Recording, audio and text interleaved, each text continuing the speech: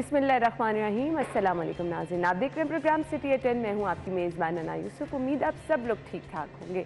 हम प्रोग्राम का बाकायदा आगाज़ करेंगे, कुछ खबरें भी प्रोग्राम का हिस्सा बनाएंगे। आगे चल के हमारे मेहमान भी ज्वाइन करेंगे। आज की खबरें क्या है, फाइनली आगाज़ हम अच्छी खबर से कर रहे हैं। जिनाह अस्पताल के आउटडोर में मुफ्त अद्वियात की फराहमी शुरू हो गई है। Chairman board of management Gauhar Ejaz ने इफ्तिताह किया है।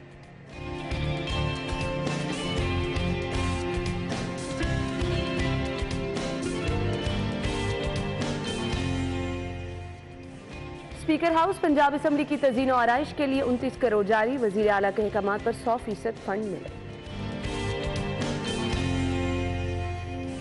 मार्केटें रात 10 बजे बंद होंगी या नहीं, लाहौर के ताजर 2 धड़ों में तकसीम।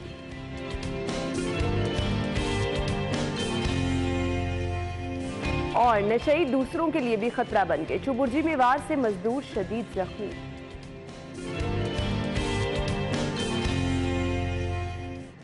ये है हमारी आज की खबरें। डिटेल्स जो हैं इनकी शेयर करेंगे। हमारे साथ हमारे सीनियर रिपोर्टर्स मौजूद हैं, रिजवान नकवी साहब और दुर्र नायाब भी ज्वाइन किया। अस्सलाम वालेकुम, क्या हाल चाल है? अच्छा जी, पहली खबर की तरफ चलते हैं। जिनाह अस्पताल से नॉर्मली हम जब किसी भी सरकारी हॉस्पिटल की खबर शेयर करते हैं, वो चाहे मेयो है, वो चाहे सर्विसेज है, वो चाहे जिनाह है, वो चाहे जनरल हॉस्पिटल है, तो हम वहाँ के इश्यूज़ ही आपको बता रहे होते हैं। लेकिन चूँकि जिनाह अस्पताल में गौहर एजाज साहब जो हैं वो हम हमेशा देखते हैं कि इस तरह के कामों में बढ़ चढ़ कर हिस्सा लेते हैं। कुछ दिन पहले ऐलान किया गया था कि मुफ्त अद्वियात की फराहमी शुरू होगी। अब कल इसका बाकायदा इफ्तिताह कर दिया गया है। बहुत अच्छा, बहुत बड़ा इकदाम है। लेकिन जिस तरह से बाकी शहर के अस्पतालों में रश है, अगर अब मैं वो सोच रही थी कि वो रश सारा इधर आ गया क्योंकि लोग परेशान इतने हैं, लोग अद्वियात खरीद नहीं सकते, तो फिर ये चीज़ें भी मैनेज करना मुश्किल हो जाएगा। थोड़ा सा मेरे ख्याल से हुकूमत वक्त को भी सोचना है। अस्पतालों में अशिया की फराहमी, अद्वियात की फराहमी, टेस्टों की सहूलत अगर ना हुई तो जिनाह अस्पताल पे ही सारा लोड आ गया, किस तरह से मैनेज होगा? रिजवान साहब, बिल्कुल आपने सही कहा कि जितने भी टीचिंग हॉस्पिटल्स हैं उनके हालात आपके सामने हैं कि सुबह से लेके शाम तक वहाँ पे जो है वो शहरी खार होते हैं। पूरे पंजाब का लोड जो है वो लाहौर के हॉस्पिटल्स के ऊपर है। चूँकि जो देही मराकज़ सेहत हैं, THQs हैं, DHQs हैं, ये बड़ा अनफॉर्चुनेट है कि किसी भी गवर्नमेंट ने उनको एम्पावर करने पे गौर नहीं किया। पहले बेसिक हेल्थ यूनिट जो है इनके बारे में सुना था शहबाज शरीफ साहब के दौर में कि इन पे काम हुआ, अब तो मेरे ख्याल से बंद पड़े हैं और उनकी हालत ऐसी है रिजवान साहब, लोग वहाँ जाते भी है ना तो वापस आ जाते हैं, इलाज के लिए कोई रजामंद नहीं होता। देखिए वहाँ पे ना तो अद्वियात मिलती हैं, ना ही टेस्ट की सहूलत है, ना ही स्पेशलाइज्ड वहाँ पे डॉक्टर्स जो हैं जिनकी स्पेशलाइजेशन है मुख्तलिफ सब्जेक्ट्स में, वो वहाँ पे अवेलेबल नहीं है। तो जब भी कोई ऐसा केस सामने आता है जिसमें किसी स्पेशलिस्ट को दिखाना ज़रूरी होता है तो वो रेफ़र करते हैं कि जी आप लाहौर ले जाएं। अब लाहौर के हालात ये हैं कि पिछले दिनों यहाँ पे आपने देखा कि आए रोज़ जो बेड्स की खबरें तो चलती रहती हैं, एक एक बेड पे 2-2 पेशेंट्स, बल्कि अफजाल अहमद साहब जो कि एक सीनियर आर्टिस्ट थे, उनकी वफ़ात के बाद जो हैं उनकी तस्वीर मंजर आम पे आई कि जो इस मुल्क का सरमाया है, जिन्होंने इस मुल्क का एक मस्बत इमेज जो है वो पूरी दुनिया के सामने पेश किया, उनको भी हम जो है वो इलाज मुआवजे की सहूलियात फराहम नहीं कर सके हैं। ये हमारी प्रायोरिटीज़ हैं। तो ऐसे माहौल में अगर कोई प्राइवेट सेक्टर से, जिस तरह गौहर एजाज साहब जो हैं वो इसको चेयर कर रहे हैं, हेड कर रहे हैं जिनाह हॉस्पिटल को, उन्होंने इसके सारे मामलात को जो है वो अपने हाथों में लिया और इसमें मुकम्मल तौर पे वो इसको बेहतरी की तरफ लेके जा रहे हैं। अभी 1 करोड़ रुपये की तखमीना लागत है जिससे अद्वियात की मुफ्त फराहमी का ये सिलसिला शुरू किया गया है। इसकी इफ्तिताही तकरीब थी कल। तो ये मैं समझता हूँ कि एक रोल मॉडल है। जितने भी मुखैर हजरात हैं, चूँकि लोगों के बड़े बुरे हालात हैं, लोग जितनी महंगाई हो गई है, जो मतवस्त तबका है, अद्वियात की कीमतें इतनी बढ़ चुकी हैं कि उनकी हाथों से अद्वियात ख़रीदना जो है ये उनकी अप्रोच से बाहर हो चुका है। उनकी जो परचेजिंग पावर है वो जवाब दे चुकी है। अब वो घरों के अखराजात पूरे करें या अद्वियात खरीदें, अगर किसी घर में कोई पेशेंट है कि कहाँ से मुफ्त इलाज हो सकता है, कहाँ से मुफ्त अद्वियात, तो मैं तो ज़रूर किसी को कहूँगी कि चले आप जिनाह हॉस्पिटल चले जाएँ। अगेन फिर वहाँ पे प्रेशर इतना हो जाएगा, किस तरह से मैनेज होगा? दुर्र नायाब, आपसे मैं ये सवाल करना चाहूँगी, ये मुखैर हजरात अगर ये सब कुछ कर सकते हैं तो हमारी हुकूमत, हमारे वज़रा, मतलब इनके पास पैसे की कमी तो नहीं है, इनका लाइफस्टाइल आप देखें। मैंने एक कल वज़ीर थी, उनको एक बहुत नई गाड़ी में देखा जो तकरीबन 8 से 10 करोड़ रुपए की गाड़ी होगी। तो मेरे साथ एक डॉक्टर साहब थे, मैंने उनसे पूछा, मैंने कहा क्या इनकी प्रैक्टिस इतनी चलती होगी माजी में भी या कभी? तो उन्होंने कहा जी कि नहीं, इनकी तो माजी में भी कोई प्रैक्टिस इतनी अच्छी नहीं चली। तो मैंने कहा ये सब कहाँ से मामला इनके आ रहे हैं, इनके शाने अखराजात कहाँ से पूरे हो रहे हैं, इन बुजरा के, इन आपके सेक्रेटरीज़ के, ये कहाँ से अल्ले तल्ले अफोर्ड कर रहे हैं? उन्होंने कहा जी कि सेहत कार्ड का जो मैटर्स है, उसकी जो पेमेंट की अदायगी हैं, उसके ऊपर इतने ऑडिट एतराज़ात हैं, अगर आप उसको ये एड्रेस कर लें तो आपको पता लगेगा कि कितने गबन उसके अंदर है। आपकी दवाइयाँ कुछ सर्टिफाइड होती हैं, लिखी कुछ जाती हैं, उसके ऑल्टरनेट्स हस्पतालों में जान के सस्ती इस्तेमाल की जाती हैं, जो कि डॉक्टर्स आपके अगर जानने वाले वो खुद आपको प्राइवेट हॉस्पिटल में कहेंगे कि आप कोशिश करें कि आप सेहत कार्ड पे कुछ दवाइयाँ ना लें, क्योंकि वो वहाँ पे ए क्लास या अच्छी कैटेगरी की अवेलेबल नहीं है। मैं इस तजर्बे से गुजर चुका हूँ। तो आपको ओपनली कहा जाएगा। अब उनकी पेमेंट्स कौन कराता है, उनको सर्टिफाइड होने के बावजूद जो है दवाइयों को पीछे कौन लेके जाता है, मुख्तलिफ बी कैटेगरी की, सी कैटेगरी की कंपनियों की अद्वियात प्राइवेट अस्पतालों में सेहत कार्ड के जरिए कैसे इस्तेमाल हो रही हैं, ये एक बहुत बड़ी तहकीकाती स्टोरी है जिस पर काम करने की ज़रूरत है। एक तो अल्ले तल्ले वाज़े उनके पूरे हो रहे हैं, तो उनको ज़रूरत इस चीज़ पर नहीं है। अब रही बात कि गौहर एजाज साहब कितना को लोड लेंगे। अब जिना हॉस्पिटल पे उन्होंने जितना इन्वेस्टमेंट किया, ना सिर्फ अपनी ज़ात से बल्कि अपने दोस्तों को भी साथ मजबूर किया कि आप मेहरबानी करें आएँ, हमारा ये काम है। ये काम उनका नहीं था, ये उनका इंसानी हमदर्दी के तहत जो एक इंसान का काम है वो तो था, लेकिन ये काम आपकी वजारत का था। वजारत कहाँ नज़र आ रही है, वजारत कहाँ पे लोड ले रही है? अच्छा, हम इसके मुकाबले में हमें किसी एक हॉस्पिटल की हालत चले, ये तो हम जिना के जिक्र कर रहे हैं ना कि गौहर एजाज साहब की मेहरबानी है, आप किसी एक हॉस्पिटल का भी सिलसिला नहीं उठा सकते हैं। म्यू है, सर्विसेज है, जनरल हॉस्पिटल है। आप यकीन माने कुछ दिन पहले जनरल हॉस्पिटल जाना हुआ, वहाँ मरीजों की हालत देखकर, बेड्स की कमी देखकर मतलब दिल परेशान होता है कि अल्लाह ताला किसी को यहाँ जाने के अब हमें देखिए ये कहा जाता है कि जी आप जो है ना गरीबों की बात नहीं करते, हम दिखा दिखा के अब थकने वाले हो गए हैं। हम इस चीज़ को चला चला के अब तंग आ चुके हैं, लेकिन कोई नोटिस क्यों नहीं लेता? वो इसलिए नहीं लेता कि उनके अपने प्राइवेट हॉस्पिटल्स चल रहे हैं, उन हुकूमत पे बैठे अफसरान के, उनके लोगों के। मैं फिर नाम लूँगा तो बहुत बात आएगी, और मैं ऐसे ऐसे ब्यूरोक्रेट्स को जानता हूँ जिनके अपने प्राइवेट हॉस्पिटल्स चल रहे हैं, ठीक है, अपने उनके अद्वियात के सारे सिस्टम चल रहे हैं। शाहजी थक चुके हैं एंटी करप्शन की इंक्वायरियाँ दे दे के कि किस तरह से ये टेंडर लेते हैं और किस तरह से ये बाईपास करके वहाँ पे सस्ती अद्वियात को महंगे दामों जो है अस्पतालों को बेची जाती है, वो भी पूरे नहीं होते। नहीं बनता। आप एक स्टोरी और इन्वेस्टिगेट कर लें, अभी तक अद्वियात की प्रोक्योरमेंट का टेंडर नहीं हो सका पंजाब में, और ये एक गैर ज़रूरी इल्तवा का शिकार है। और इतना इल्तवा हो चुका है कि मुझे समझ नहीं आ रहा है कि हमारी मिनिस्ट्री कहाँ सो रही है, हमारे सेक्रेटरी साहब क्या कर रहे हैं। सिर्फ कोट टाई पैंट पहन के आके उनकी जिम्मेदारी हो जाती है। आपने एक चीज़ जो है 2 माह कबल लेनी थी, आप 2 माह से ले नहीं पा रहे, आप टेंडर कंप्लीट नहीं कर पा रहे, बंदे से पूछा नहीं जा रहा कि आप तनख्वाहें ले रहे हैं, अभी तक आपने प्रोक्योरमेंट का टेंडर क्यों नहीं किया? लोगों को अद्वियात कहाँ से मिलनी है? ये भी बेचारे अगर 1 करोड़ तक कर रहे हैं, इनकी बड़ी मेहरबानी है कि ये छोटी छोटी अद्वियात जो हैं, लोगों की सिरिंज हैं, पैराडोल है, पैरासीटामोल है, आपकी एलर्जी के इंजेक्शन है, दर्दों के इंजेक्शन है। जिस टाइम आपका मरीज बीमार है, इतनी बुरी हालत है, बाहर से डॉक्टर आपको प्रिस्क्रिप्शन देता है, दवाई लेकर आए, आपको जाकर पता चल रहा है या तो दवाई है नहीं, या तो आपको अच्छे खासे पैसों में मिलेगी, तो उस बेचारे की हालत देखने वाली होती है। आपकी 200 रुपए की दवाई जो है वो 500 क्रॉस कर गई है। हर चीज़ में 100% इजाफा हो चुका है। मामूली से मामूली दवाइयाँ, मामूली से मामूली, जिसमें आपकी एक सिरप है, मैं मिसाल देता हूँ, अब वो भी नहीं मार्केट में मिल रहा। वो किसी को गैस हो जाती है, बदहजमी हो जाती है, किसी के मसाइल हो जाते हैं, वो सस्ता तरीन सिरप था जिसको हर बंदा ले लेता था, और उसके बहुत सारे कोई साइड इफेक्ट भी नहीं थे। आप उसको पी लेते तो आपको फ़र्क आ जाता था। अव्वल तो दूर की बात, पहले तो उसकी दुगनी कीमत हुई, उसके बाद उसको मार्केट से गायब कर दिया गया। इस तरह जिस चीज़ पे आपका थोड़ा सा काम चलना शुरू होता है, आप उसको मार्केट से उठा के गायब कर देते हैं। सस्ते इंजेक्शंस होते थे, लिंकोमाइसिन होता था, हमेशा हर हॉस्पिटल में मिल जाता था, एंटीबायोटिक के तौर पे इस्तेमाल होता था कि बुखार हो, गला ख़राब हो तो वो लगा दिया जाता था। और मुझे एक अरसा हो गया किसी हॉस्पिटल में मैंने उस इंजेक्शन को नहीं देखा। बहुत सारी ऐसे मिसालें हैं।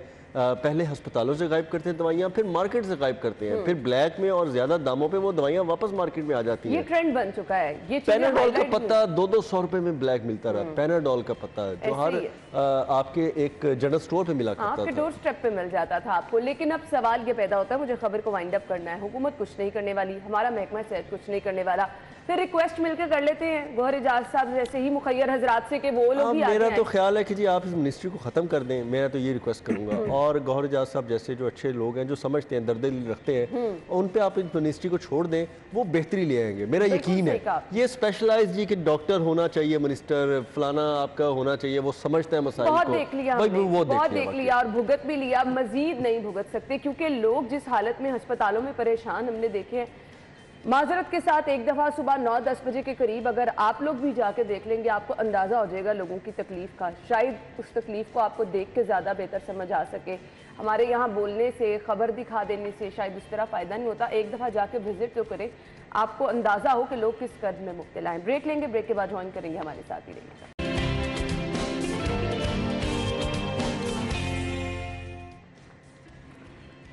Welcome back. और वज़ीर आला ने जहां एने वहाँ 100% काम तो होगा, लेकिन अफसोस की बात यह है तरजीहात वो सेहत के तमाम मामलात नहीं जो हम डिस्कस कर चुके हैं, तालीम के मामलात नहीं, शहर में लॉ एंड ऑर्डर की सूरत हाल नहीं।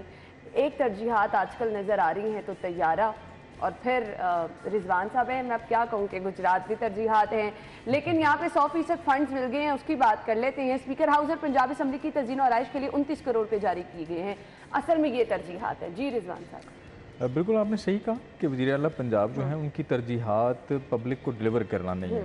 वो या तो अपना अगला इलेक्शन लड़ने की तैयारी कर रहे हैं, अपने आबाई हल्के की तरफ उनके तमाम जो अच्छा इलेक्शन के पॉइंट ऑफ व्यू से आबाई हल्का क्यों इतना इंपॉर्टेंट? क्या वहाँ पे इन्होंने सिर्फ इलेक्शन लड़ना है? क्या इन्हें वोट बैंक वहाँ से इनको चाहिए बस? देखिए ग्राउंड रियलिटी यही है कि थोड़ा सा नंबर है जिसकी बुनियाद पे उनकी एक इनफरादियत कायम है, और वो नंबर अब लोगों में बड़ी अवेयरनेस आ गई है। इससे पहले आप देखें गुजरात के अंदर उन्होंने काम नहीं कराया।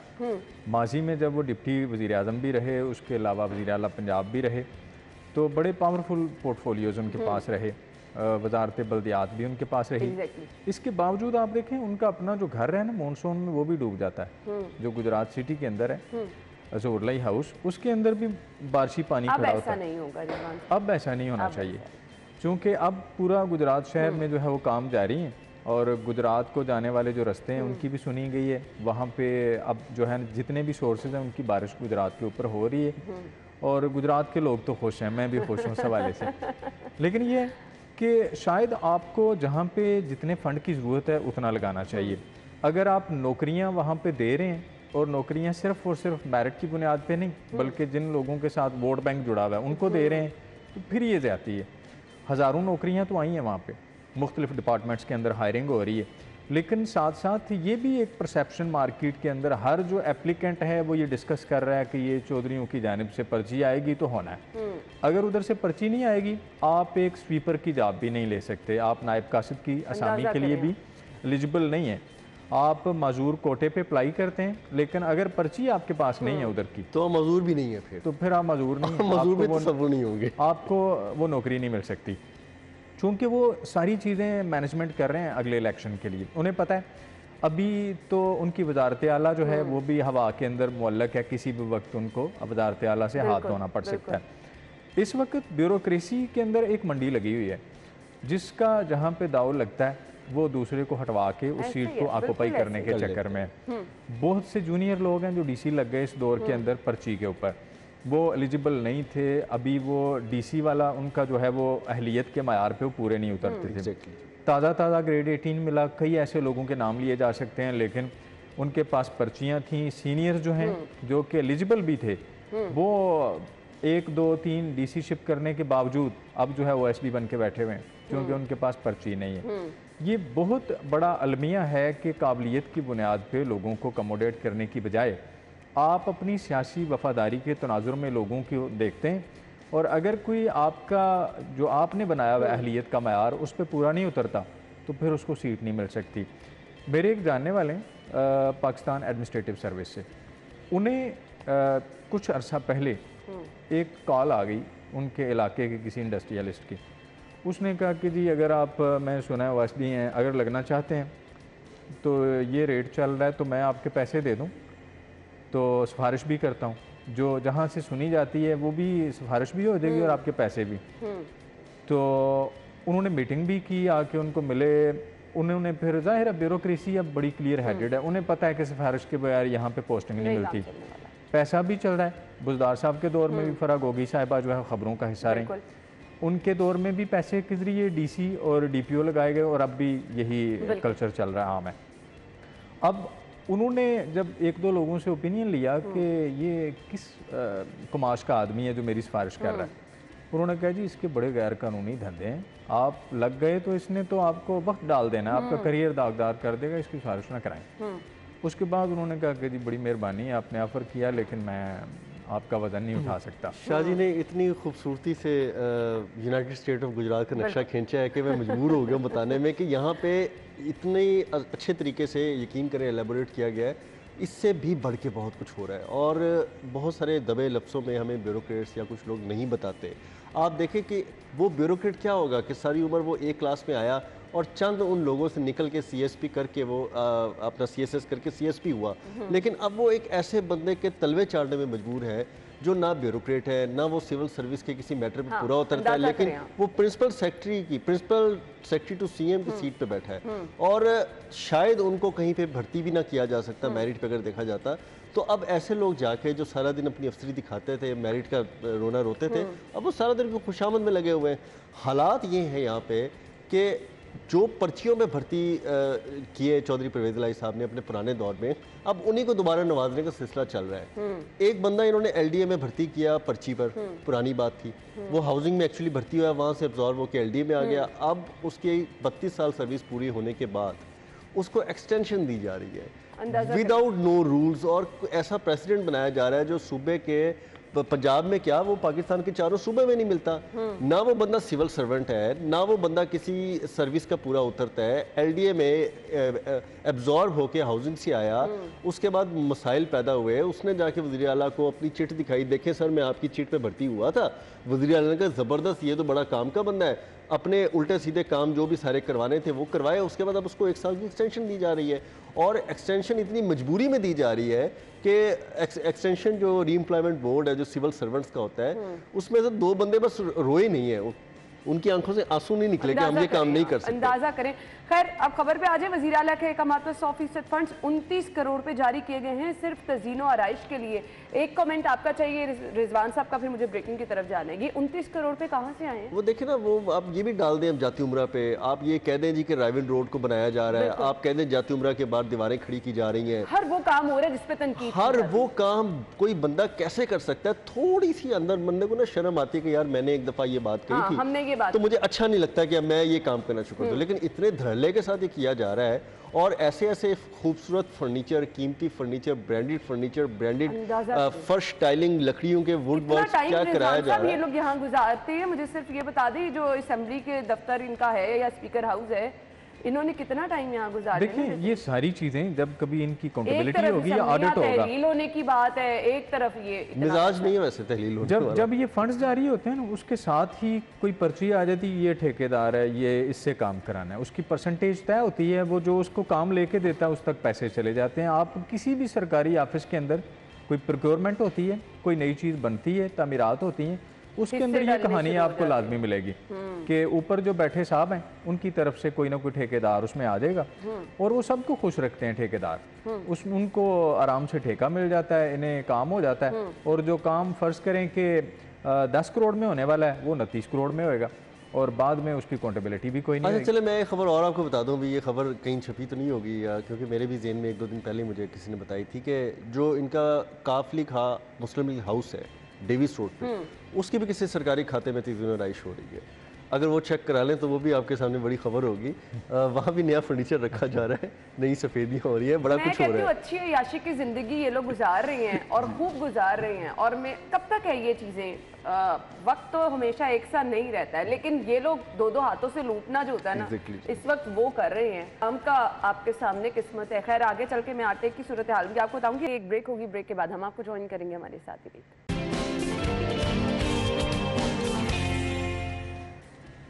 Welcome back. और कमिश्नर से मुलाकात हुई है। ताजिरों का एक धड़ा रजामंद है, दूसरा इसकी मुखालिफत कर रहा है। दुकानें रात 10 बजे बंद करनी है या नहीं, अभी इस पर जी डेडलॉक बरकरार है। अब बता दें आपको कि हाई कोर्ट की जानिब से स्मॉक के तदारुक के लिए जो अहकाम जारी किए गए, स्कूल्स की 1 दिन बंदिश, फ्राइडे, सैटरडे और संडे 3 छुट्टियाँ अब जी थी और इसके बाद अब उन्होंने ताजिरों के हवाले से भी अहकाम जारी किए थे 10 बजे। आई डोंट थिंक सो कि अगर 10 बजे दुकानें बंद ना भी हों तो स्मॉग की सूरत हाल बेहतर हो सकती है। रात के टाइम तो ऑलरेडी सूरत हाल बेहतर हो जाती है। रिजवान साहब, देखिए जो कमिश्नर ऑफिस में इस पर डिस्कशन हुई ना, उसमें जो मेन पॉइंट्स थे वो ये थे कि कमिश्नर ने कहा कि जी शहर के अंदर 60 लाख के अराउंड गाड़ियाँ, मोटर बाइक्स, रिक्शे, ये मिला मिलू के इतनी ट्रांसपोर्टेशन मौजूद है। जब दुकानें रात गए तक खुलेंगी तो ज़ाहिर है गाड़ियों पे लोग आएंगे शॉपिंग के लिए या वैसे आउटिंग के लिए लोग निकल आते हैं। तो अगर वो आप देखें ना, किसी भी आप बड़े प्लाजे के बाहर जाएं, वहाँ पे बाइक्स की एक लंबी रो आपको नज़र आएगी, गाड़ियों की लंबी रो नज़र आएगी। तो जब वो ज़ाहिर है गाड़ियाँ चलती हैं, धुआं अगर वो फ़िज़ा में फैलता है, स्मोक उससे जन्म लेता है, उससे धुंध से और धुएँ से मिलके स्मोक बन जाती है। तो कमिश्नर ने कहा कि आप दुकानें जो हैं वो एक मैकेनिज़्म तश्कील दें ताकि वो हाई कोर्ट में जो केस चल रहा था उसके बाद ये सारा मामला आया। अब आप दुनिया के किसी भी मुल्क में चले जाएं, आप अमेरिका चले जाएं, आप यूके चले जाएं, आप यूरोप चले जाएं, सुबह आपको मार्केट्स खुली हुई नज़र आएंगी और लोग सूटेड बूटेड जो है अपने काम पे जाते हुए तैयार आपको नज़र आएंगे 6 बजे के करीब सुबह। हमारे यहाँ पे मेजॉरिटी उठती है 10 बजे और जो हमारी तरह जॉब्स पे जाते हैं वो जल्दी उठते हैं या जिन्होंने बच्चों को स्कूल्स में छोड़ना होता है वो जल्दी उठते हैं। बसूरत दीगर मेजॉरिटी जो है वो 10-11 बजे उठती है तो आराम से 12-1 बजे अपनी दुकानों पे पहुंचते हैं। यही मार्केट्स की सूरत हाल है कि मार्केटें आप 1 बजे तक जाएं आपको टावा टावा कोई दुकान खुली नज़र आएगी, ज़्यादातर दुकानें बंद होंगी, ग्रोसरी स्टोर बंद मिलेंगे, सिर्फ बेकरीज और कुछ होटल्स, फूड पॉइंट्स आपको खुले नज़र आएंगे, बाकी मार्केट्स आपको बंद नज़र आएंगी। अगर हम डे लाइट को प्रॉपरली यूटिलाइज करें, एक तो हमें जो इलेक्ट्रिसिटी के फुकदान का सामना है उससे बचत होगी, दूसरा स्मोक में भी खातर कमी आएगी। तो ताजर जो हैं वो जब भी ऐसी कोई मीटिंग होती है जिसमें दुकानों के जो औकाते कार हैं वो थोड़े से कम करने की कोशिश की जाती है इंतज़ामिया की तरफ से, ताजर कहते हैं मर गए लुट गए, पहले ही कारोबार तबाह है। ऐसा नहीं है, कारोबार तबाह नहीं है आपका, आपने बहुत प्रॉफिट कमाया है। आप अगर ये कल्चर 8-10 दिन तक जो है वो आवाम के सामने आ गया और ये कल्चर जो है लोगों ने अडॉप्ट कर लिया कि जी अब हमने रात को अगर गए तो कोई चीज़ नहीं मिलनी, फिर लोग ज़ाहिर है प्लान करेंगे और मॉर्निंग में जाएंगे। रिजवान साहब, कोविड की जब पाबंदियां लगी लोगों ने तब इस प्रैक्टिस को आम नहीं किया। खास तौर पे अगर मैं लाहौर की बात करूँ ना, मुझे तो ये कभी भी पॉसिबल होता नज़र नहीं आता। दुर्रे नायाब गलत कह रही हूँ मैं? नहीं, आप बिल्कुल ठीक कह रही हैं, क्योंकि लोगों को आदत है कि उन्होंने गाहे बगाहे जो है ना वो बाज़ारों में जाना है, कोई एक चीज़ लेने जाना है, कोई 2 चीज़ लेनी है, फिर उनको अगले दिन कुछ याद आना है, फिर चले जाना है। और ख़ास तौर पर कि एक ऐसी हमारी सोसाइटी में कुछ लोगों की तादाद है जो बिला वजह फिर रहे होते हैं और अब आपको माजरत के साथ बिला वजह नहीं अब अफोर्ड होता, उन्होंने रौनक लगाई होती है, कोई उधर गुस्सा होता है, कोई इधर गया होता है। तो मेरी ये तो तजवीज़ तो ये है कि इसमें आपको कमिश्नर की राय से इत्तेफाक करना चाहिए ताजरों को, और अगर बहुत कोई हद ज़रूरत है 10 बजे तक इनफ टाइम, चलिए 8 बजे भी होगा तो शायद आपको, अगर बहुत आपको कौन सी ऐसी मुझे बताएं कि ज़रूरत मजबूरी बन गई है कि आपने रात 12 बजे तक शॉपिंग करनी है और आपने उसको खुलवा के रखना है। आप हफ्ते में 1 दिन तो अफोर्ड कर सकते हैं, आप 1 दिन रखें, ठीक है, वीकेंड है, कोई किसी का मजबूरी है, कोई आप संडे रख लें, सैटरडे नाइट रख लें, लेकिन पूरे 5 दिन या 6 दिन ताजिरों का इशू ये है ना, वो कह रहे हैं कि जी शादियों का सीजन चल रहा है तो लोग लेट नाइट तक भी शॉपिंग करते हैं। नहीं, लोग करें अपना रूटीन में करें। लोगों को तो आप अगर 1 बजे तक भी मौका देंगे वो 1 बजे तक आपको बाजारों में नजर आएंगे। रिजवान साहब की बात ठीक है कि आप लोगों को थोड़ा अडॉप्ट करने की थोड़ी एक कैपेसिटी तो बिल्ड करें, अगर वो कर लें तो वेल एंड गुड, और अगर ना करें तो आप ठीक है, उसको मजबूरी है चलाने में तो कोई हर्ज नहीं है। लेकिन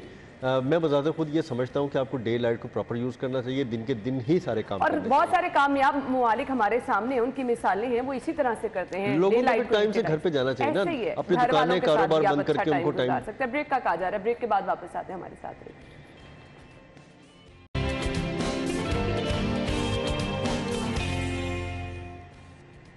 वेलकम बैक। और कुछ चीज़ें तो ऐसी हैं, हम उनकी खबरें आप तक पहुंचा के मसाइल हाईलाइट कर करके खुद तंग आ गए हैं, ये ख़त्म नहीं हो पा रही हैं। इंतज़ामिया की नाकामी, आपकी पुलिस की नाकामी, मैं कहती हूँ हम ये इसका ज़िम्मेदार किसको ठहराएं? बहुत दफ़ा डीसी साहब से इसका जवाब मांगा, उन्होंने कहा रिहैबिलिटेशन सेंटर नहीं है, हम इन नशइयों को उठाएं तो कहाँ लेके जाएं। लेकिन अब पानी सर से गुजरना शुरू हो गया, अब ये नशई दूसरे लोगों को नुकसान पहुंचाना शुरू हो गए। खुदा ना खास्ता किसी की ज़िंदगी जा सकती है। आपके बच्चे स्कूल से, बहुत सारे चुबुर्जी के इर्द गिर्द ही मैंने देखा है, बच्चे पैदल स्कूल से घरों को जा रहे होते हैं, कोई बड़ा वाक़या हो जाए कौन जिम्मेदार है? नशई दूसरों के लिए ख़तरा बन के चुबुर्जी में वार से मजदूर शदीद जख्मी हो गया। दुर्रे नायाब। ये बार बार आप नशई कह के ना जो है वो मेरा थोड़ा सा फोकस जो है ना किसी और तरफ लेके जा रही है। मुस्कुराहट से अंदाजा नशई बिल्कुल ख़तरा होते हैं और शहरियों की जानो माल के लिए भी बहुत ज़्यादा ख़तरा पहुँचाते हैं। और अगर समटाइम आप अगर कुछ कहना चाह रहे हैं कह दें। नहीं, अगर समटाइम नशइयों को कंट्रोल ना करे ना तो ये एक कलेक्टिव जो डैमेज होता है ना ये उसका बनता है। तो बिल्कुल ठीक है। और लेकिन एक और बात है, इंतजामिया यहाँ पे ठीक कहती है कि अगर आप इनको छेड़ने की कोशिश करें, इनके सामने लेके जाए, हम भी बाज़-औक़ात कैमरा लेके जाते हैं तो पता नहीं वो कहाँ से ब्लेड निकालते हैं और ब्लेड यूँ लहरा के आपको थोड़ा डराने की कोशिश करते हैं। अगर आप ना डरें तो ब्लेड मार देते हैं बाकायदा, और आप पर ऐसा अटैक करते हैं जिसमें पुलिस भी वाले भी पीछे डर डर के ना आपका शेडो बाजू का ले रहे होते हैं। हमने बहुत सारी ऐसी रेड्स कवर की हैं कि समटाइम पुलिस इनको उठाने जाती है, रेड करने जाती है, लेकिन वो बाजू मीडिया की आड़ में या पीछे से भाग जाती है या वो छुप रही होती है, और आगे कैमरामैन जो है ना वो 2-3 ब्लेड खा के जख्मी हुआ होता है और जानलेवा बने होते हैं नशई, लेकिन नशई जानलेवा होते हैं। इनको जल्दी जिस हद तक ख़त्म किया जाए और ज़रूरी है इस शहर से, वरना आपके शहर में चीज़ें तो चोरी हो जाती हैं, बहुत सारी फिलहाल आपकी गायब हो जाती हैं। असल खबर से फोकस हटा नहीं, मैंने असल खबर से की तरफ आ रहा हूँ। आपकी नशई जितने भी बैठे हैं लाहौर के नाल के गिर्द बैठे हैं, बहुत सारे लाहौर के नाल के गिर्द सब जंगला चोरी हो चुका है। आप शुमाली लाहौर चले जाइए, दाता दरबार के जंगले चोरी हो गए, जंगले तक चोरी करके ये बेच चुके हैं। उसके अलावा कीमती चीजें ये निकाल उखाड़ के सब बेच चुके हैं। गटर के ढक्कन चोरी करके ले जाते हैं, बच्चे वहां पे गिर रहे हैं, जितने जंगले लगे होते हैं। एग्जैक्टली। लेकिन सरकार के पास ये उज़र तो कोई नहीं है ना जी कि हम इनको कंट्रोल नहीं कर सकते, ये हम पे अटैक कर देते हैं। उठा के लेके कहाँ जाएं? अस्पताल में लेके जाते हैं, थोड़ा बहुत इलाज मुआवजा होता है, उसके बाद अस्पताल में आप उनका इलाज कराएं और जब वो थोड़े बेहतर आपको लगे आप उनको पनाह गाहों में लेके जाएं। इतनी पनाह गाहें बनाइए, किस मकसद के लिए बनाई है? आप पनाह गाहों में इन लोगों को रिहेबिलिटेशन की तरफ लेके जाएं। ये खत्म नहीं होने वाला सिलसिला। रिजवान साहब, असल में पुलिस बेनिफिशियरी है सारे सिस्टम की। आप देखें जो उनको मंशियात पहुंचाते हैं नशइयों को, पुलिस वहाँ से मंथली लेती है। जब पुलिस मंथली लेगी तो पुलिस क्यों उस रूट को, जड़ को नहीं काटेगी? आप पंजाब कॉलेज है ये, यहाँ पे आप चले जाएं। माजरत, वक्त बहुत कम है, मुझे क्लोजिंग का कहा जा रहा है। Thank you so much. ये सिलसिला थमने वाला नहीं है। आज ये वाकया पता चला, मजदूर जख्मी हुआ, खुदा न खास्ता आपको पता चलेगा किसी की जान भी गई, लेकिन ये सिलसिला नहीं रुकेगा। ब्रेक होगी, हेडलाइंस होगी, फिर वापस आते हैं।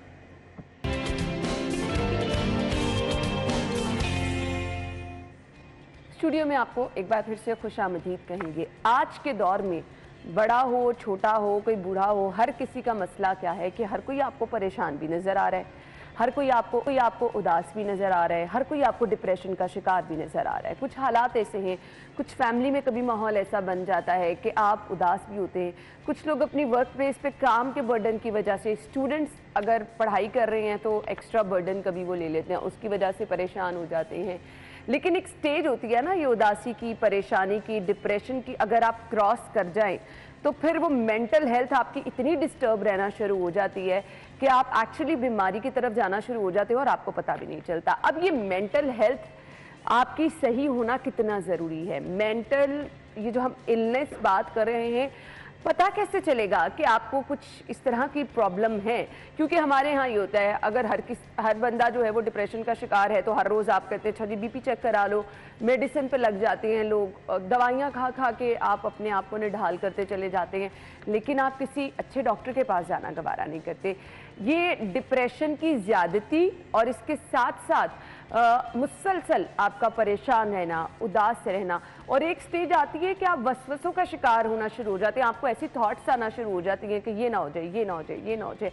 हमारे साथ, अपने साथ अक्सर क्या एक्सपीरियंस होता है, ऑब्वियसली आपने अपने ऑफिस भी आना है, जॉब के लिए भी आना है, आपके घर में भी कोई टेंशन चल रही है, ये सब चीज़ें मिक्स हो जाए, यहाँ बैठ के काम करना मुश्किल हो जाता है। सो ये चीज़ें ज़िंदगी का हिस्सा हैं, लेकिन हर चीज़ की एक स्टेज होती है, अगर वो क्रॉस हो जाए तो फिर आप परेशानी से दो चार होना शुरू हो जाते हैं। फिर ज़रूरी है कि आप किसी माहिर डॉक्टर के पास जाएं, डिस्कस करें, काउंसलिंग अपनी प्रॉपर कराएं। और कुछ लोगों को लगता है कि भाई सोसाइटी उसको पागल ना कहना शुरू कर दे, और अनफॉर्चुनेटली हमारी सोसाइटी का ये रद्द अमल है भी। फैमिली में अगर किसी को पता चले मुसलसल ये बंदा डिप्रेशन का शिकार रहता है, और जब आप डिप्रेशन में होते हैं कुछ लोग मुसलसल एक बात रिपीट करते चले जाते हैं, तो लोग उसको पागल कहना शुरू कर देते हैं। खैर, आज हम आपको कुछ डिफरेंस भी बताएंगे, कुछ अलामात भी बताएंगे। अगर आपके साथ ये इशू चल रहा है तो आपको ज़रूरी है कि आप किसी अच्छे माहिर डॉक्टर के पास जाएं। ताकि वक्त पे आपकी थेरेपी, आपकी काउंसलिंग शुरू हो सकता है आपको अद्वियात की ज़रूरत ही ना पड़े, आप रिकवरी फेज़ की तरफ आ जाएं। हमारे साथ जो हमारे गेस्ट मौजूद हैं, मैं तारुफ कराना चाहूँगी। डॉक्टर अली मदी हाशमी साहब ने हमें ज्वाइन किया है, माहिर नफ्सियात हैं, चेयरमैन शोबा नफ्सियात, किंग एडवर्ड मेडिकल यूनिवर्सिटी और professor of psychiatry, Punjab institute of mental health है। वेलकम कहेंगे अपने मेहमान को। अस्सलाम वालेकुम सर। अस्सलाम वालेकुम। वालेकुम अस्सलाम। थैंक यू सो मच, बहुत बहुत शुक्रिया आपके कीमती वक्त के लिए। मुझे अंदाज़ा है कि अपनी जिम्मेदारियों में से टाइम निकालना कितना मुश्किल हो जाता है। मेंटल हेल्थ का हम क्योंकि अक्सर कहते हैं कि सेहत अच्छी होनी चाहिए, सेहत अच्छी होनी चाहिए, आप तंदुरुस्त होने चाहिए, लेकिन मेंटल हेल्थ पे कभी किसी ने फोकस नहीं किया। कितना ज़रूरी है इस पर फोकस करना? जी अना, एक तो सबसे पहले बहुत शुक्रिया कि आपने अपने शो पे बुलाया है। बहुत ही ज़रूरी मौजू है और आपने अपने जो तारुफ कराया है उसमें बहुत से इम्पॉर्टेंट, बहुत से अहम थीम्स को टच किया। मसलन ये कि उदासी या घबराहट या परेशानी कब एक नॉर्मल इंसानी तजर्बे से बढ़ के बीमारी बन सकती है, कहाँ पे वो बीमारी इतनी बढ़ जाती है कि उसके लिए किसी माहिर नफ्सियात या किसी डॉक्टर से तारुफ करने की ज़रूरत है, क्यों ये ज़रूरी है कि मीडिया पे, टीवी पे, अखबारों में और पब्लिक फोरा पे हमें इसकी बात करते रहना चाहिए, क्योंकि पहले से काफ़ी बेहतर हो गया, अब तो बातें हो रही हैं। पुराना ज़माना था कि कोई मानने को तैयार नहीं था। क्यों ये ज़रूरी है? ज़रूरी इसलिए है कि उस पर एक फ़ोकस आए। जहनी बीमारियां जो किस तरह जिस्मानी अलामात के तौर पे भी प्रेजेंट कर सकती हैं और डॉक्टरों के चक्कर लोग लगाते रहते हैं। इससे पहले कि हम गुफ्तगू का बाकायदा आगाज करें, जो जहनी बीमारियों का शिकार होते हैं लोग, इन्हें ये जो पागल वर्ड यूज किया जाता है, क्योंकि लोग डर जाते हैं ना, इसलिए वो डॉक्टर पे जाते नहीं, क्योंकि हमें पागल ना कहते। ये वर्ड ठीक है क्या? वो लोग वाकई पागल होते हैं? अना, असल में ये जो लफ्ज़ है जो हम अपने काम में, माहिराना काम में हरगिज़ इसको इस्तेमाल करना पसंद नहीं करते, क्योंकि ये एक तिब्बी एक लफ्ज़ तो है ही नहीं। ये तो एक तरह से गाली बन चुका है, एक तरह से किसी को बुरा भला कहने का एक तरीका होता है। अब बचपन में हम भी क्या करते थे, जब खेल रहे हैं तो किसी को अगर तू तो पागल हो गया चाहिए वगैरह वगैरह। सो एक तरह से एक वैल्यू जजमेंट बन गई है जिसका इस्तेमाल करना किसी भी तौर से मुनासिब इसलिए नहीं है कि वो जो लोग जहनी बीमारी के शिकार हैं, और पुराने ज़माने में जब हमारे पास साइंसी इतनी इस्तिलाहात, इतनी टर्म्स नहीं थी, तो ये एक लफ्ज़ बहुत शदीद जहनी बीमारियों के लिए इस्तेमाल किया जाता था। मसलन स्किज़ोफ्रेनिया, मसलन इस किस्म की बीमारियाँ जिसमें इंसान का जहन जो है वो बिल्कुल मुंतशिर हो जाता है, उसके कॉल और फेल जो है वो बिल्कुल उलट पुलट हो जाते हैं। मसलन आप सोचेंगे कोई शख्स सड़क पे बगैर कपड़े पहने हुए चल रहा है, किसी शख्स ने कोई ऐसा काम कर दिया है जो बिल्कुल यानी अकल नहीं उसको मान रही, तो वो बहुत शदीद जहनी बीमारी में पुराने ज़माने में ये लफ्ज़ इस्तेमाल किए जाते थे। लेकिन अब क्योंकि हमारा काम अल्फाज का है और सोसाइटी में बहुत ज़रूरी है इस मौके पे, इस दौर में, कि हम जहनी बीमारियों के बारे में शऊर को बढ़ाएं और सोसाइटी में जो स्टिग्मा है, जो उनके ख़िलाफ़ जो प्रेजुडिस है, जो बायस है जहनी, उनको कम करें। तो इस किस्म के अल्फाज का इस्तेमाल हरगिज़ नहीं होना चाहिए, किसी सेटिंग में नहीं होना चाहिए। अस्पतालों में तो हम वैसे भी नहीं करना पसंद करते, लेकिन इवन सोशल जो फोरा हैं, जो आपस की जो गुफ्तगू है, और मीडिया पे तो हरगिज़ नहीं होना चाहिए, क्योंकि इससे फिर वो चीज़ जो है वो और फ़रोग पाती है। बिल्कुल आपने सही कहा। अब कुछ कंडीशंस जिनका आज हम जिक्र करना चाहेंगे। एक शख्स की हैबिट बन गई, वो मुसलसल उदास रह रहा है। अब उदासी कब परेशानी में आपकी तब्दील हो गई, वो परेशानी कब डिप्रेशन में आपको ले गई, और वो डिप्रेशन कब आपको दुनिया से अलहदा करने लग गया और आप बीमारी में मुब्तला हो गए? ठीक अना, असल में आपका ताल्लुक भी मीडिया से है। यानी जो आर्टिस्ट ले लें, शायर ले लें, जो हसास लोग होते हैं, आपने अभी जिक्र किया, आप अपनी कोलीग से कह रहे थे कि जॉन एलिया की आज सालगिरह है। सो अच्छा जो आर्ट है, जो शेर व शायरी है, कुछ भी है, वो असल में निकलती तो हसासियत से ही है। लेकिन हसास इंसान जो है वो ज़ाहिर चीज़ों को महसूस ज़्यादा करता है। अगर उसके साथ कोई मामला हो, किसी और इंसान के साथ या उसके माशरे में, तो वो चीज़ उसको तकलीफ़ पहुंचाने का यानी पहुंचा सकती है। उदासी या परेशानी या वक्ती तौर की मायूसी किसी ऐसी वजह से जो एक्सपेक्टेड है, इम्तिहान में नाकामी हो गई, कोई आपस में घरेलू मामले में कोई गड़बड़ हो गई, कोई जॉब पे कोई मसला हो गया, वो जहनी बीमारी हरगिज़ नहीं है। अगर बशर्ते के वो चंद मिनटों में, चंद घंटों में या एक दो दिन में किसी हद तक वो वापस आ गई, उसको देखने का तरीका ये होता है कि अगर उससे आपकी नींद, आपकी भूख, आपका जो रोज़मर्रा के मामलात हैं, उस पर इतना शदीद असर नहीं आ रहा कि वो मुतासिर हो रहे हैं। मसलन के स्टूडेंट कॉलेज जा पा रहा है, मसलन के एक एम्प्लॉय जो है वो काम पे आ पा रहा है, मसलन के जो घरेलू फॉर इंस्टेंस खातून है वो घरेलू मामलात अपने संभाल रही है, तो यानी ज़्यादातर किसी डॉक्टर से या किसी माहिर नफ्सियात से मशवरा करने की या कोई इलाज करवाने की ज़रूरत नहीं है। ठीक है। लेकिन जब मामला इतना बढ़ जाए कि अब आप सो भी नहीं पा रहे हैं, खा भी नहीं पा रहे हैं, वज़न कम हो रहा है या उससे भी बढ़ के खुदकुशी के ख्यालात आ रहे हैं, घरेलू मामलात, रोज़मर्रा के मामलात, पढ़ाई, नौकरी शिद्दत से मुतासिर हो रहे हैं, तो फिर वहाँ पे किसी से मशवरा करना ज़रूरी है। स्टेज आए कि आपकी नींद उड़ जाए किसी परेशानी की वजह से, आप रात सारी एक ही सोचते चले जा रहे हैं, सुबह उठ रहे हैं परेशान हैं, आपको इर्द गिर्द वाली वो भी अगर 1-2 दिन के बाद ठीक हो जाए तो कोई मामला नहीं है, लेकिन अगर कई के दिन, कई के हफ्तों चला जा रहा है तो फिर किसी से मशवरा कर लेना बेहतर होता है। सही। अच्छा डॉक्टर साहब, ये मुसलसल जो डिप्रेशन है, मुझे इसका इलाज बता दें, क्योंकि आज जो वक्त है लोग परेशानी बहुत है, वो चाहे महंगाई है, वो चाहे घर में झगड़े हो रहे हैं, हमारे इर्द गिर्द बहुत सारे मसाइल ऐसे हैं कि लोग अपने कारोबार से, दफातर से घर जाते हैं, घर में छोटे छोटे मसाइल, वो डिप्रेशन एक आपकी नेचर का हिस्सा बन गया और आप अद्वियात पर लगते हैं बस। बिल्कुल आपने ठीक कहा ना, इसमें एक दो बातें समझने वाली हैं। नींद की हमने अभी बात की थी, अगर कुछ बुनियादी चीज़ें हम कर लें जो हमारी जिस्मानी सेहत को प्रमोट करती हैं तो ज़हनी सेहत पे भी उसका बहुत मस्बत, बहुत पॉजिटिव असर आता है। मसलन कि अपनी हम डाइट ठीक कर लें,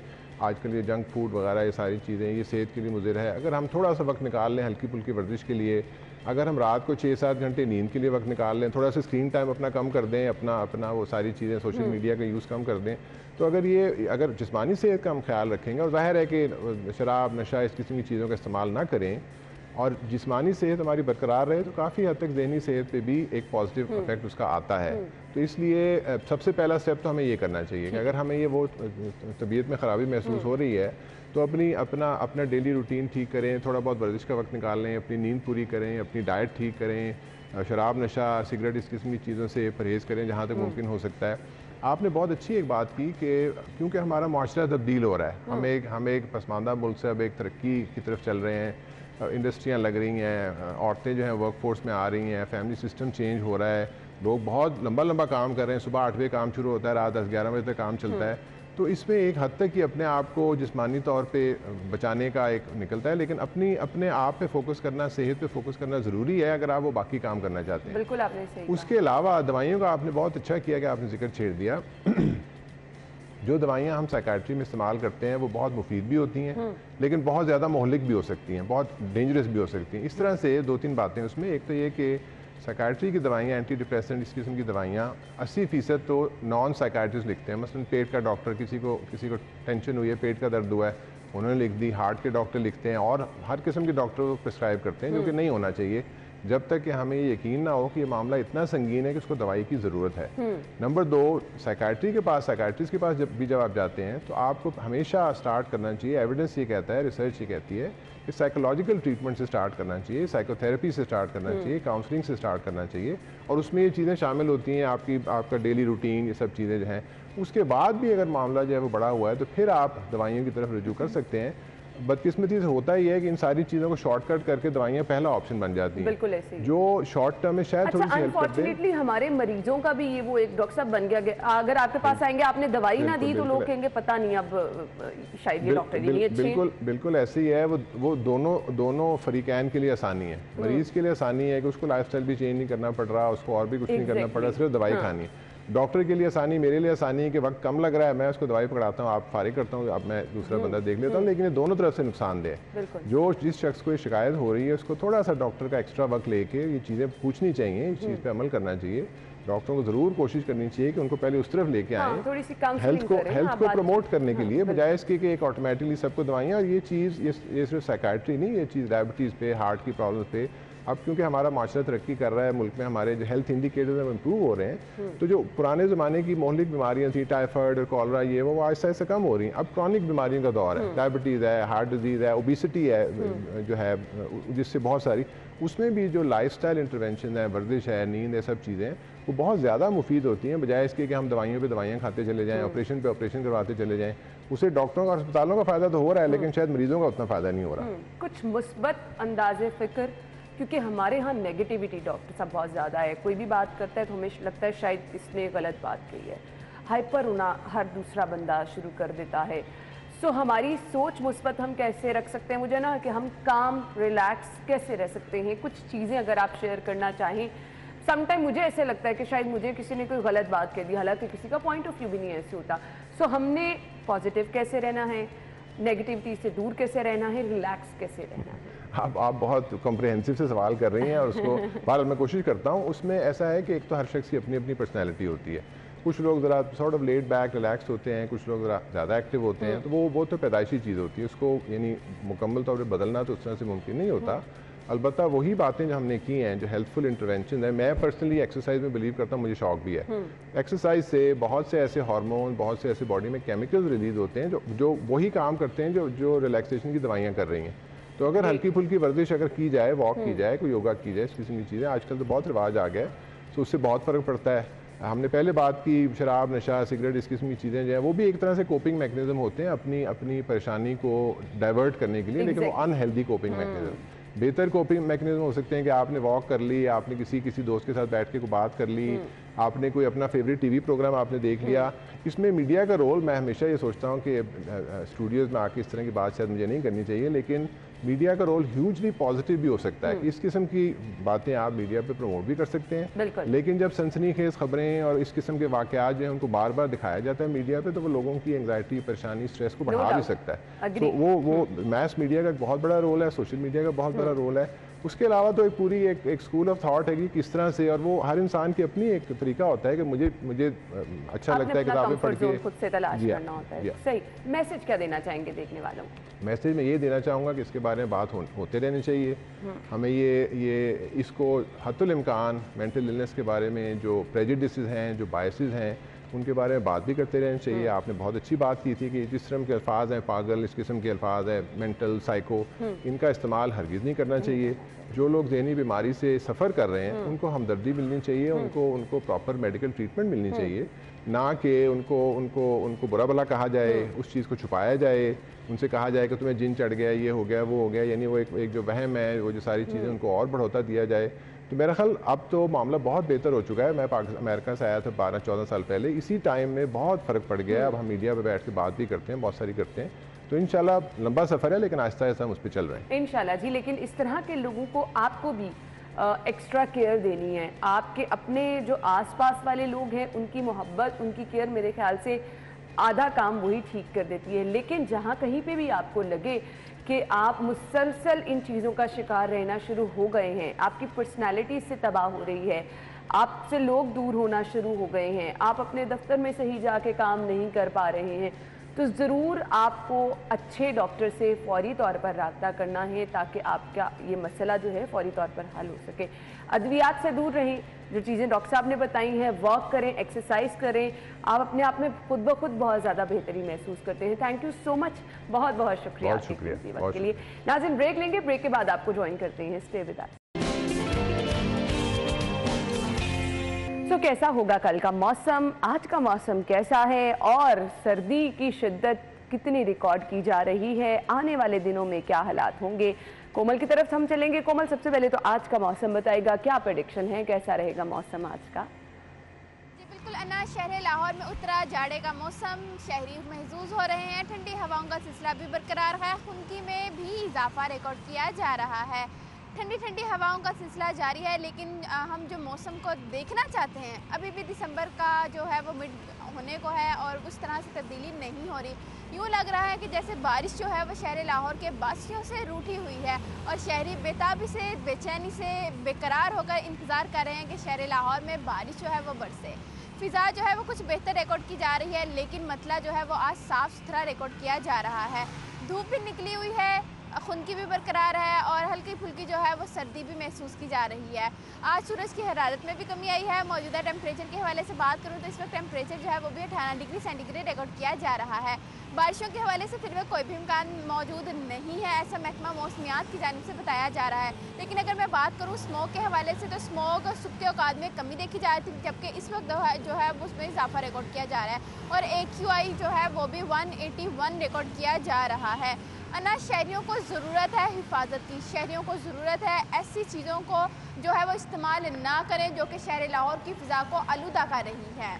ठीक है कोमल, बहुत शुक्रिया, आपने मौसम की सूरत हाल बताई। बारिश के फिलहाल कोई इम्कान नहीं, और जब तक बारिश नहीं होती वो खुश्क सर्दी जिसे हम कहते हैं, लोगों का गला भी ख़राब हो रहा है, तो बारिश के बाद वो सर्दी की शदीद लहर भी शुरू हो जाएगी और इंशाल्लाह कुछ आपकी प्रॉब्लम्स भी कम हो जाएंगी। हमने फिलहाल ब्रेक की तरफ जाना है, ज्वाइन करेंगे आपको एक ब्रेक के बाद।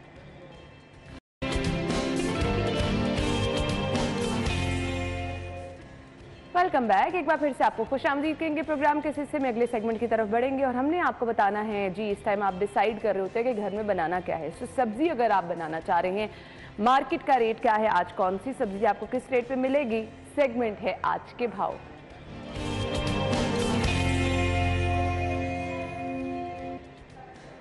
मार्केट में मौजूद हैं हमारे रिपोर्टर हसनैन, उनकी तरफ जाएंगे। जी हसनैन, बताइएगा आज की रेट लिस्ट। मॉडल बाजार टाउनशिप में मौजूद हैं। सब्जियों की कीमतों की बात की जाए तो यहाँ पर जो कीमतें हैं और यहाँ पर जो क्वालिटी है उसके ऊपर बिल्कुल भी कंप्रोमाइज़ नहीं किया जाता। मैनेजमेंट की जानिब से मुकम्मल जो चेक एंड बैलेंस है वो रखा गया है और यहाँ पर जो कीमतें हैं वही वसूल की जा रही हैं जो कि सरकारी नरखनामे के ऊपर मौजूद है। सब्जियों की कीमतों की जिक्र किया जाए, लहसुन चाइना जो है वो 293 रुपये फ़ी किलो है। सब्ज मिर्च 20 रुपये पाव के हिसाब से दी जा रही है। इस तरह जो गाजर देसी है वो 46 रुपये किलो है। मूंगरे जो हैं वो 80 रुपये किलो दिए जा रहे हैं। अदरक थाईलैंड 308 रुपये, मूली 18 रुपये किलो है। पालक फार्मी भी 18 रुपये किलो दी जा रही है। जो प्याज हैं वो 218 रुपये। जो खरीदार यहाँ पर आए हैं उनसे बात करते हैं, उनका क्या कहना है। सर मुझे बताइएगा, सब्जी खरीदने आए हैं और बंद गोभी आपने पकड़ रखी है, क्वालिटी और कीमतों के बारे में क्या कहते हैं? भाईजान, कीमतें सरकारी रेट से 5 रुपये कम कोई नहीं देता और क्वालिटी आप अपनी पसंद से चीज़ें चूज़ कर सकते हैं। वैसे तो कोई भी दाना उठाते हैं तो वो सही निकलता है, लेकिन उसके अलावा यानी सरकारी रेट से 5 रुपये कम, बाज़ार में तो पूरी कीमत पे भी कोई नहीं देता, तो यहाँ पे 5 रुपये कम मिल जाती है। इससे अच्छी क्या चीज़ हो सकती है? इससे अच्छी क्या चीज़ हो सकती है कि अगर बाज़ार से आपको क्वालिटी जो है वो बेहतरीन मिले और जो कीमत है उसमें भी 4 से 5 रुपए जो कमी है वो भी हो, तो वो सोने पे सुहागा हो जाता है और जिसका जो क्रेडिट है मैनेजमेंट को भी जाता है कि यहाँ पर जो चीज़ें हैं बड़ी ज़बरदस्त तरीके से मैनेज की गई हैं। जहाँ पर जो सब्जियाँ हैं उनकी क्वालिटी है, जो शहरी हैं मुतमिन नज़र आते हैं। कीमतों के हवाले से उनका ये कहना है कि अगर बराबर भी मिल जाए तो वो बड़ी बात है, लेकिन यहाँ पर 2 से 4 रुपये 5 रुपये कम दी जा रही है, तो जो कि एक बहुत बड़ी बात है और यही वजह है कि बड़ी तादाद में जो शहरी हैं यहाँ का रुख करते हैं। ठीक है हसनैन, बहुत शुक्रिया। सब्जियों की कीमतें हसनैन ने हमें बता दी। थोड़ी सी एंटरटेनमेंट की भी बात हो जाए, अगर आप मूवी प्लान कर रहे हैं, देखना चाहते हैं, सो सेगमेंट हमारा है बिग स्क्रीन, जिसमें हम आपको दिखाएंगे मूवी का ट्रेलर।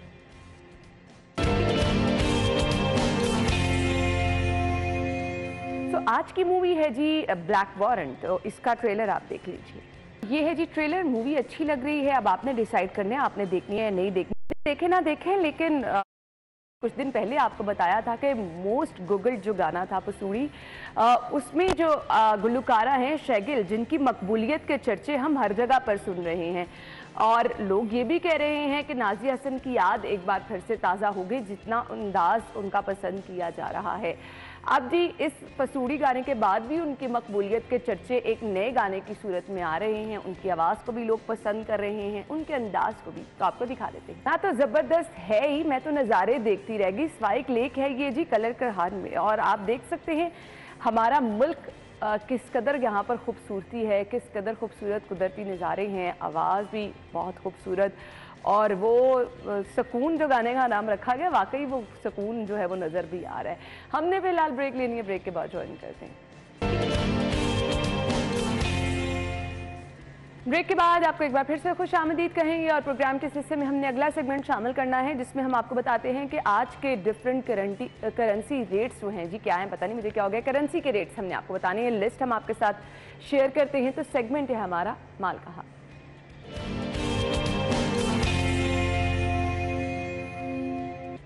अच्छा जी, रेट लिस्ट है वो आपके साथ हम शेयर करेंगे। जी दिखाइए।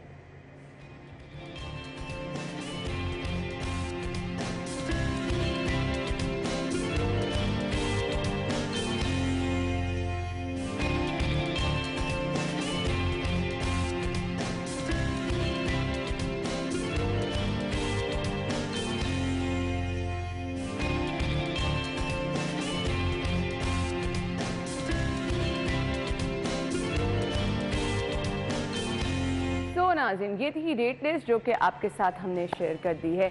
इसके साथ ही प्रोग्राम का वक्त इख्तिताम को पहुंचा है, लेकिन आपने क्या करना है, आपने जी हमें प्रोग्राम का फीडबैक देना है, अपनी सजेशंस। अगर आप में कोई टैलेंट है, आप हमें इसी व्हाट्सएप नंबर पर जो बर्थडे के लिए हम शेयर करते हैं, मैं कहूँगी आयशा को कि एक दफ़ा स्क्रीन पर चला दें, अपनी पिक्चर्स भी भेजें कल के विशेस के लिए, साथ ही साथ कोई टैलेंट अगर आपके पास है तो ज़रूर अपना टैलेंट शेयर करें, इंशाल्लाह हम आपको अपने प्रोग्राम में शामिल करेंगे। अगर कहीं पर शहर लाहौर में आपको कोई इशू नज़र आता है, कोई ऐसा मसला है, कहीं गंदगी है, हमारे साथ शेयर करें, हम वो पिक्चर्स ऑन एयर करेंगे और आपका मसला दिखाएंगे और हुकाम बाला तक वो इशू पहुँचाने की कोशिश भी करेंगे। इंशाल्लाह कल मुलाकात होगी सेम टाइम पर, तब तक के लिए इजाज़त दीजिए, अल्लाह हाफिज़।